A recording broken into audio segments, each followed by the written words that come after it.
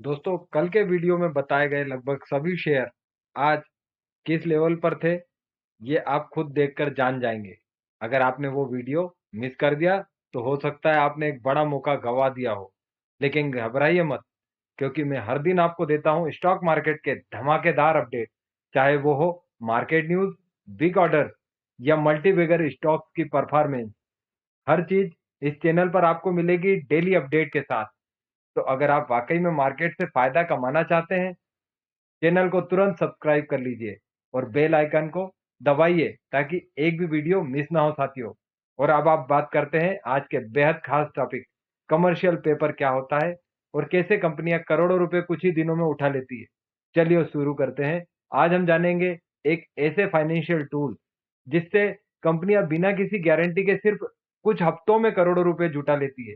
इसका नाम है कमर्शियल पेपर यानी सीपी। और हम सिर्फ थ्योरी नहीं, बल्कि एफकॉन, इंफ्रास्ट्रक्चर और पीसीबीएल केमिकल के ताजा उदाहरणों के साथ इसे समझेंगे साथियों। इस वीडियो को बनाने का उद्देश्य ये था कि लगातार यदि पिछले 3 दिनों से देखें, तो बार बार कमर्शियल पेपर पर बहुत चर्चा हो रही थी। और कमर्शियल पेपर पे जब मेरे दोस्तों ने मुझसे पूछा, तो मैंने कहा कि मैं आज तुमको उसकी जानकारी दूंगा। फिर मुझे याद आया कि मेरे बहुत से ऐसे सब्सक्राइबर हैं जिनको मुझे ये जानकारी देनी चाहिए, और इस प्रकार की कोई भी वीडियो मुझे यूट्यूब पे नहीं दिखा था। तो साथियों, शुरू करते हैं आज का वीडियो। सबसे पहले हम बात करेंगे आज जिन जिन चीज़ों पे हम चर्चा कर रहे हैं, इसके कमर्शियल पेपर की परिभाषा क्या है, इसके मुख्य फीचर और रेगुलेशन क्या है, इसके फायदे और जोखिम क्या है। दो रियल वर्ल्ड उदाहरण जो आपके सामने है, एफकॉन और पीसीबीएल। सीपी की तुलना दूसरे शॉर्ट टर्म इंस्ट्रूमेंट से कैसे करेंगे, और अंत में हम इन्वेस्टर टिप्स पर चर्चा करेंगे साथियों। डिस्क्लेमर है कि मैं कोई सेबी रजिस्टर्ड एडवाइजर नहीं हूँ, तो अपना कोई भी खरीदने और बेचने की सलाह नहीं है साथियों। सबसे पहले आप लोग ज्यादा से ज्यादा मेरे चैनल को सब्सक्राइब करें। कमर्शियल पेपर एक बिना गारंटी वाला शॉर्ट टर्म डेट इंस्ट्रूमेंट होता है, जिसे कंपनियां 7 दिन से लेकर 1 साल तक की अवधि के लिए जारी करती है। यह डिस्काउंट पर बेचा जाता है और मैच्योरिटी पर फेस वैल्यू पर रिडीम होता है। ये डीमेट फॉर्म में होता है और क्रेडिट रेटिंग अनिवार्य होती है साथियों। इसके कुछ मुख्य फीचर्स हैं। मिनिमम निवेश 5 लाख और इसके मल्टीपल में होता है। सिर्फ कंपनियां, एनबीएफसी और ऑल इंडिया फाइनेंशियल इंस्टीट्यूशन ही इसे जारी कर सकते हैं। क्रेडिट रेटिंग A3 या उससे ऊपर जरूरी है साथियों।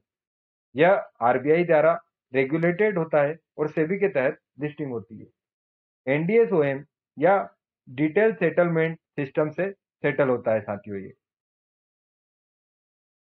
यदि हम रेगुलेटरी फ्रेमवर्क पे बात करें, तो कमर्शियल पेपर की इश्यूएंस आरबीआई के मास्टर डायरेक्शन के अनुसार होती है, जो अप्रैल 2025 में अपडेट की गई थी साथियों। कंपनी की जो बोर्ड है, उससे अप्रूवल लेना होता है। रेटिंग एजेंसी से रेटिंग और स्टॉक एक्सचेंज में 7 दिनों में लिस्टिंग करानी होती है। इसके लिए आईएसआईएन बनवाना होता है और उपयोग की जानकारी समय समय पर देना होता है साथियों। इसके कुछ फायदे और कुछ नुकसान है। इसका सबसे बड़ा फायदा है लो कॉस्ट फंडिंग, यानी बैंक लोन से भी सस्ता। साथियों, यदि आपको याद हो, तो मैंने अपने लास्ट वीडियो में आपको एनसीडी के बारे में पूरा बताया था। यदि आप भूल गए हैं, तो आई बटन पर जाकर क्लिक करें, आपको वो वीडियो वहां पर मिल जाएगा साथियों। लो कॉस्ट फंडिंग यानी बैंक लोन से भी सस्ता है। टेन्योर भी फ्लेक्सिबल होता है, 30 दिन, 90 दिन या 180 दिन तक का है। लेकिन रिस्क भी है, जैसे कि क्रेडिट रिस्क यानी कंपनी पैसा ना लौटा पाए, या roll over risk. Secondary market में इसकी लिक्विडिटी भी लिमिटेड होती है साथियों। लेकिन यदि हम बात करें कि वित्त वर्ष 2025 में मार्केट में कुल 1.4 लाख करोड़ के सीपी एक्टिव हैं, तो एनबीएफसी 40% और बड़ी कंपनियां 35% सीपी जारी करती है। और एवरेज यील्ड यदि हम बात करें, 6.75% से लेकर 8.25% तक रहती है। यह रेटिंग और टेन्योर पर निर्भर करती है। अब मिड कैप कंपनियों में भी सीपी के जरिए फंडिंग होने लगी है साथियों। तो हम उदाहरण से आपको समझाते हैं। 11 जुलाई को एफकॉन जो इंफ्रा है, इसने 25 करोड़ का कमर्शियल पेपर जारी किया। ये 91 डेज के लिए था, जिस पर 8% यील्ड दी गई।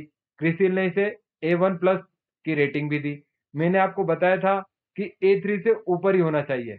अब इन्होंने जो लाए हैं इसका उद्देश्य क्या है?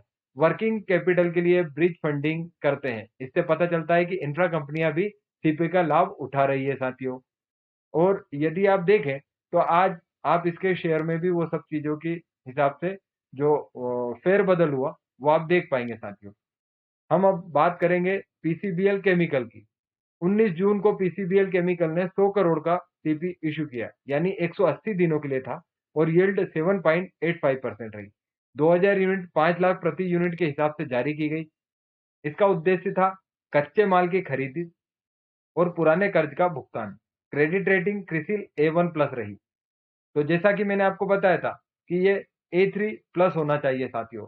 तो A3 प्लस पे ही आपको जो कमर्शियल पेपर है उसको जारी करने की परमिशन रहती है।